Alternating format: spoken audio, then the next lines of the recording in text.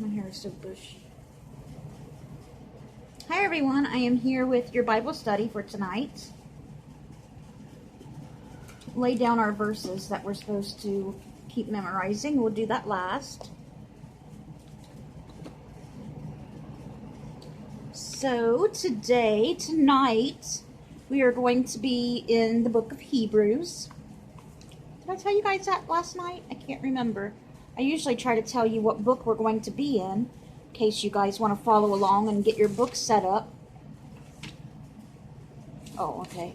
I was like rolling my eyes because I don't know why it does this, because tomorrow it's got us in the book of Hebrews 2, but it's got us in the very next chapter.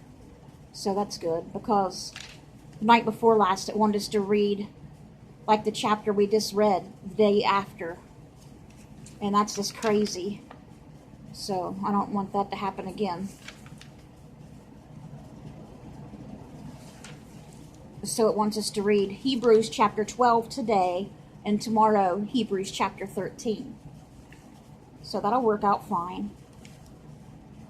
So today, chapter 12 of Hebrews. And to go along with the devotion is the first two verses of Hebrews chapter 12, which says, "Since we are surrounded by so great a cloud of witnesses, let us lay aside every weight and the sin which so easily ensnares us, and let us run with endurance the race that is set before us, looking unto Jesus, the author and finisher of our faith, who for the joy that was set before him endured the cross, despising the shame, and has sat down at the right hand of the throne of God." Amen. All right. And then we'll read the devotion after I read chapter 12. And then we'll go over our homework and then do the verses. See if we got those memorized yet. Okay, so I will read chapter 12 now. Chapter 12 of Hebrews talks about discipline, God disciplining us. It says God disciplines his sons, but we know that also means us daughters as well. But mostly in the Bible, it just talks about the men, the sons, but we know daughters as well. Okay. "Therefore, since we are surrounded by such a great cloud of witnesses, let us throw off everything that hinders and the sin that so easily entangles, and let us run with perseverance the race that marked us for us. Let us fix our eyes on Jesus, the author and perfecter of our faith, who for the joy set before him endured the cross, scorning its shame, and sat down at the right hand of the throne of God. Consider him who endured such opposition from the sinful men, so that you will not grow weary and lose heart. In your struggle against sin, you have not yet resisted to the point of shedding your blood, and you have forgotten that the word of encouragement that addresses you as sons." Now I want you to pay very close attention to this part. "My son, do not make light of the Lord's discipline, and do not lose heart when he rebukes you, because the Lord disciplines those he loves." The Lord disciplines those he loves. Keep that in mind. "And he punishes everyone he accepts as a son," or we know, a daughter. "Endure hardship as discipline. God is treating you as a son," or as we know, daughter. "For what son," or we know, daughter, "is not disciplined by his father? If you are not disciplined, and everyone undergoes discipline, then you are illegitimate children, and are not true sons. Moreover, we have all had human fathers who disciplined us, and we respected them for it. How much more should we submit to the Father of our spirits and live? Our fathers disciplined us for a little while as they thought best, but God disciplines us for our good, that we may share in His holiness. No discipline seems pleasant at the time, but painful. Later on, however, it produces a harvest of righteousness and peace for those who have been trained by it. Therefore, strengthen your feeble arms and weak knees. Make level paths for your feet, so that the lame may not be disabled, but rather healed. God disciplines us because He loves us. Sometimes He puts us through hard times because He's upset with us about something, because we've done something wrong, and He's punishing us for it. But later, it'll get better. It'll get better, and we'll be a better person for it. Let me give you a slight example.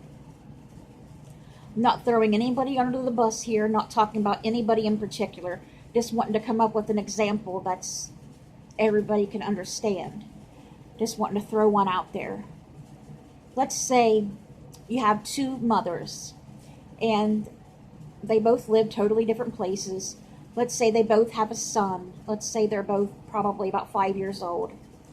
And they both run out in the street one day, not even looking. They chase their ball out in the street, and they both almost get hit by a car.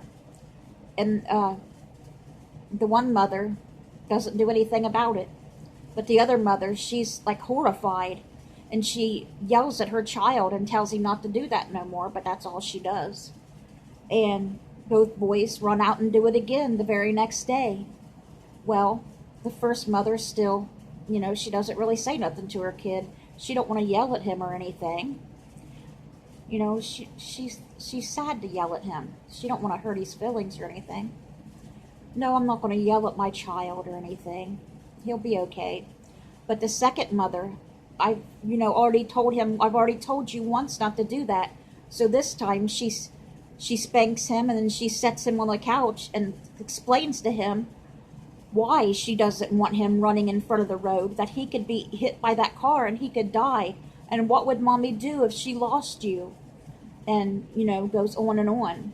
And told him why he got spanked and what would happen if he did it again. He'd get spanked again, and he knew how his mom felt, and he knew he'd get spanked again if he did it again. So that little boy was sure to look both ways before he crossed the road again, and he never forgot that lesson. So he always looked both ways. But the next day, the other little boy, who wasn't corrected, ran right out in front of a car again and got hit and killed. And that mother was sad and crying because her little boy got hit by a car. I wished I would have set him down and taught him not to get hit by a car. I wished I would have spanked him. I wished I would have disciplined him. But now it's too late because he's dead.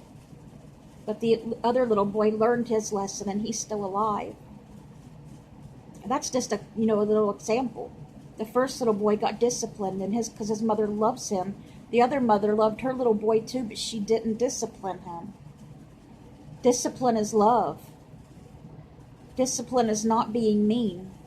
Discipline is love. There's a difference between abuse and discipline.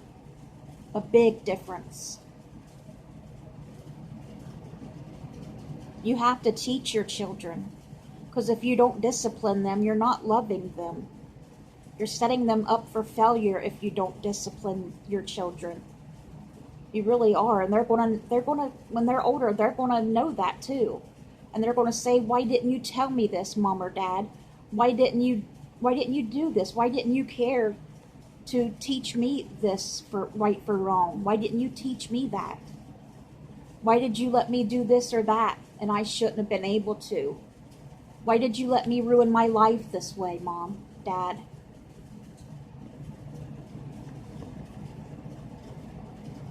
They'll blame you.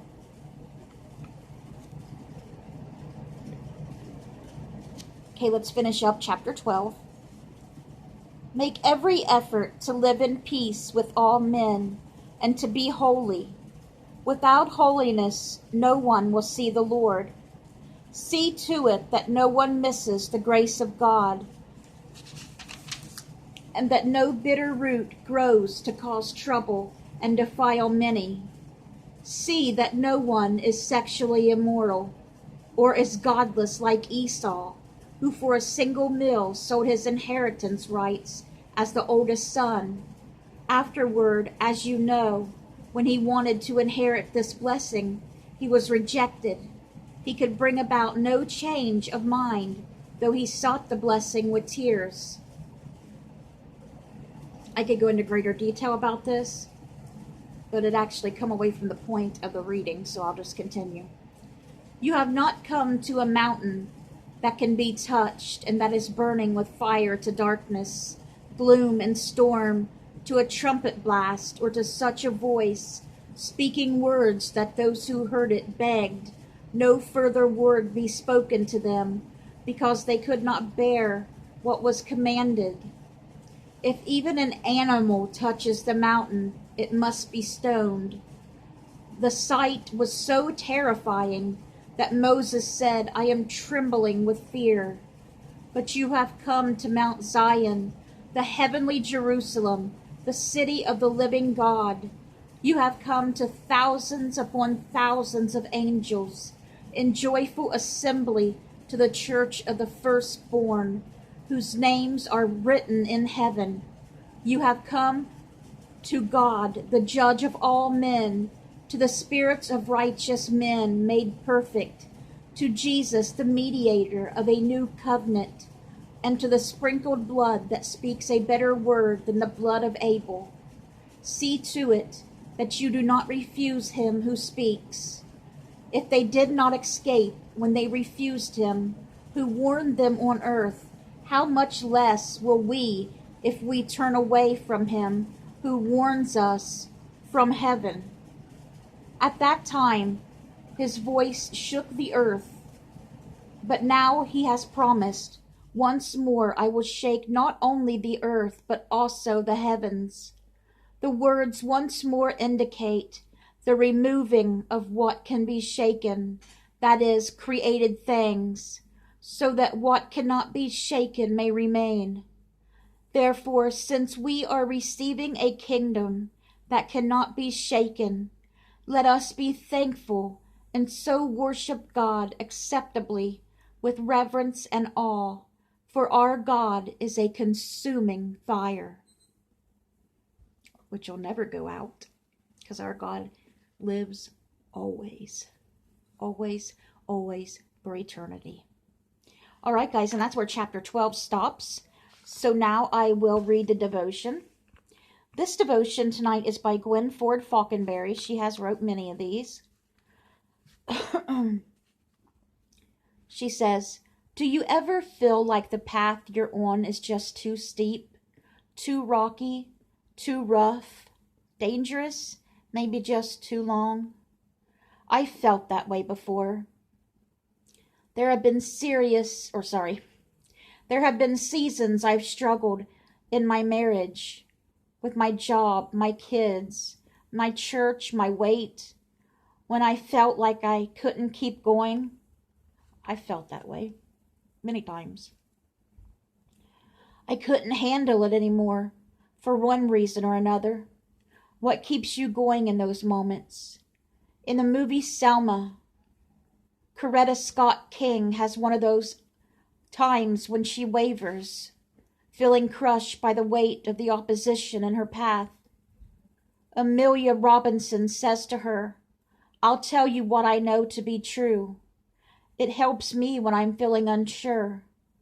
I know that we are descendants of a mighty people who gave civilization to the world, people who survived the halls of slave ships and tortures unimaginable. They are in our bloodstream, pumping our hearts every second. They've prepared you. You are already prepared. But that was only African Americans, right? So that don't have nothing to do with me. As Christians, we share a heritage with those who have gone before us and finished the race, They've been through the temptations, the hardships, and they didn't quit. It's like they are lined up along our path, cheering us on. And the finish line? Jesus, standing with arms wide open to receive us.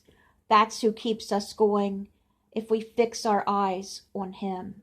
And that's for all of us. Every single one of us.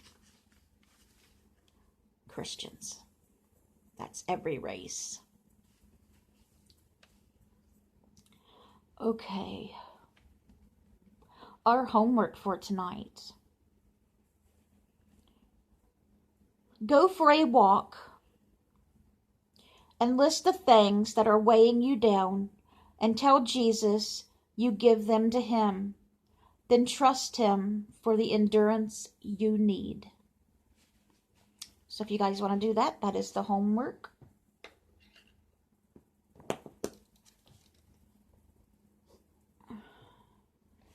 Okay, and again, the Bible study for tomorrow will be ending the book of Hebrews with chapter 13. We'll be finishing up the book of Hebrews, so it's the last page in the book of Hebrews, chapter 13. If you would like to follow along tomorrow. Let me put this control back over here. Okay, so let's go over our verses before we get done here tonight. Okay, let's say, do you guys remember what Hebrews chapter 13 verse 8 says? Hebrews chapter 13 verse 8 says, Jesus Christ is the same yesterday, today, and forever. What about Proverbs 17:17? That one says, a friend loves at all times. And last but not least, Philippians 4:13. I can do all things through Christ who gives me strength. Or I can do all things through him who gives me strength. All right, guys, I hope you guys enjoyed tonight's Bible study, and I hope you guys have a good night's sleep. God bless you all. Good night.